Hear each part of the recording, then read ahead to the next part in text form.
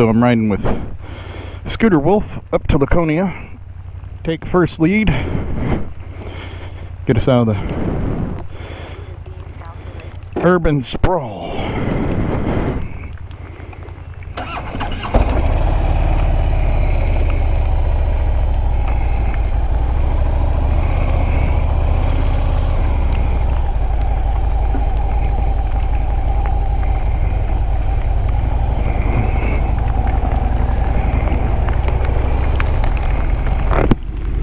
Ooh, rainy day, rainy day. So to avoid boring you guys with all the urban navigation we're going to be doing, I'm going to rely on the 360 camera down there. It's doing time-lapse footage. Something exciting happens, I'll let you know.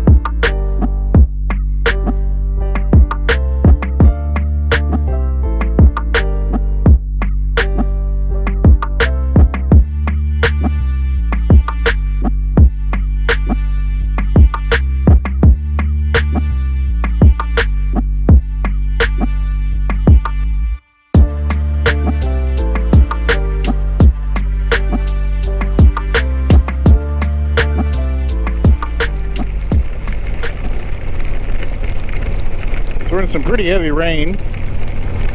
I went ahead and took lead. So far we have passed 2 crashes, one on each side of the interstate. People going excessively fast and hydroplaning off the road. And so I'm kind of riding like in a fog right now. You know, the inside of the visor, even though it has the pin lock, has a little bit of a fog to it. I can see, let's see, I'll tell you when I see the next sign come in. There you go, right there, boom. I can see that far, so that's not too bad. Not too bad at all. Hear that noise?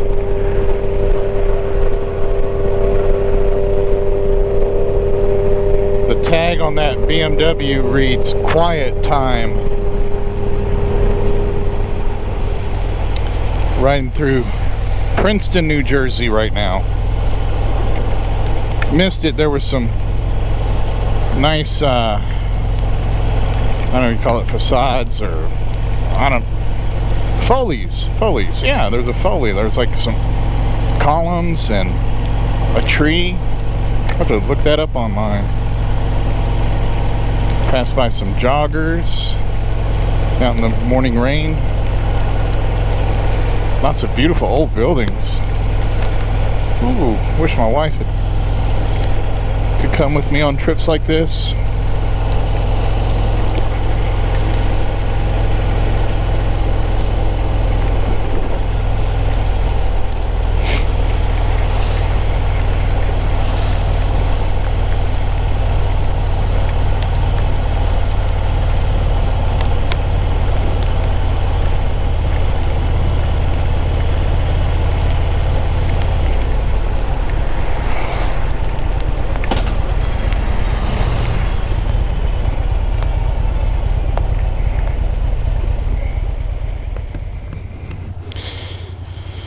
So look, Scooter Wolf and I just had a nice breakfast at Seymour's Cafe here in Montville, New Jersey. I had a Mexican omelet. How far do you got till empty? How far till you got till empty?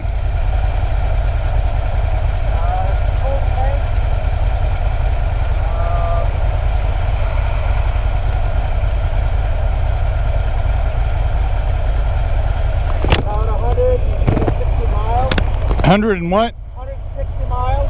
Okay. So about 1:30 I'll start looking. Okay. We are in Orange County, New York. And we are now in the town of Tuxedo. I saw a welcome to Tuxedo sign back there. I wonder if this is where Orange County Choppers is stationed.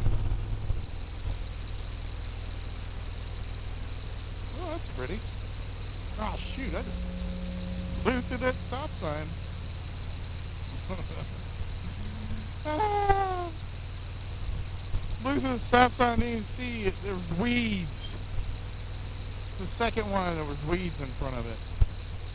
Welcome to my channel, everyone. This is Scooter Wolf, and my apologies for starting this in a CVS parking lot. But believe it or not, I am on the road to New Hampshire. Currently, I am in New York, having crossed the border from New Jersey maybe about half hour ago or so. And as you can see, I am not alone. Up ahead is the one and only Anthony Roberson, fellow motovlogger and rider extraordinaire. And he is taking the lead because he has GPS and all that other fun technology that is helping us navigate. And in our case here, we're trying to avoid tolls and everything on the way to New York. Sorry, on the way to New Hampshire. So I'm excited. This is my first road trip with someone, and I'm really happy that I'm with Anthony. He's a great guy. He's a great rider. This is not his first rodeo in terms of road trips or riding with people, so I couldn't have asked for a better crewman on this journey. And we are going to meet another motovlogger there. I don't want to give away that surprise, but that will be revealed when the time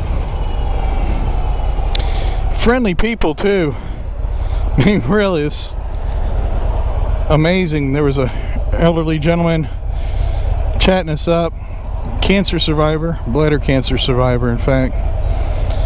And then another elderly gentleman and his wife chatting us up too. Employees are really nice. All in all, it's a good day. And for everybody out there who can't ride, hey, hope you enjoy the ride that we give for you. Ship Lantern Inn. Have to check that out.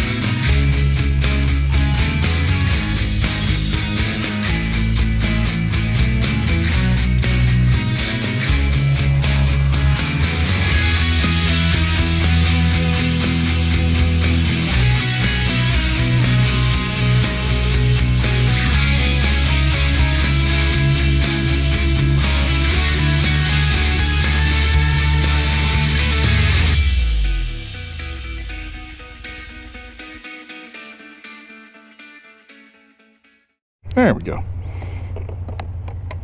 Alright, and fuel up the scooter. I went and topped off. We are in the village of Catskill.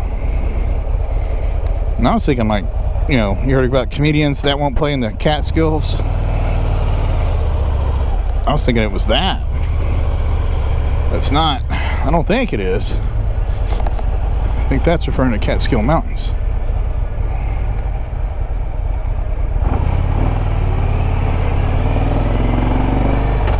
Downtown Catskill. Ooh, and it's downhill. So, all that up there, rider went down, and it must have just happened because there were only a couple people on the scene, you know, like bystanders. So Scooter Wolf and I stopped to make sure nobody was moving the rider's neck,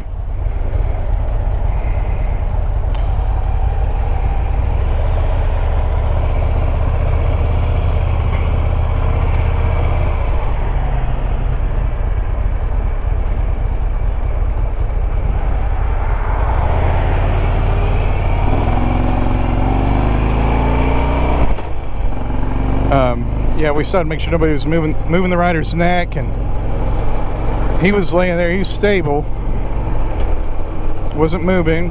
He was out of it though, because he's asking, you know, somebody turn off my bike. And his bike wasn't, well, it was bent, but it wasn't obliterated. And this lady was there. It's like, don't move, you'll be okay, everything's gonna be okay, don't worry about anything. Hey, Harley dealer. And I asked the rider, it's like, is there anybody we can call? And she said, I'm his mother. And he said, that's what I get for taking this bike out first time this season. And when she said I'm his mother, her eyes kind of watered up and her voice kind of wavered a little bit. And I said, oh. I said, do you live close? And she said, no, we have 25 miles. We live 25 miles from here. I said, can we do anything for you? And she's like, no, I just need to take care of him. Kids, looks like he's probably in his mid-20s, early 20s. So, he was in good hands. Shortly after that, police, fire, and state police showed up. Firefighter, we actually were parked in the fire station parking lot. It was just up the street from the fire station. And the fireman came out.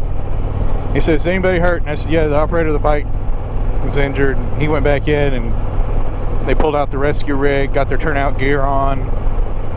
Paramedics showed up. You know, we didn't witness anything. There was one guy there, he's in a tie-dye shirt, young white guy, short cut hair, with kind of like bangs.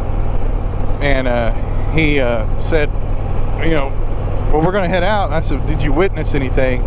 He said, yeah, it happened right in front of us. I said, will you please stay and give the police a statement, because they're going to need that for the insurance.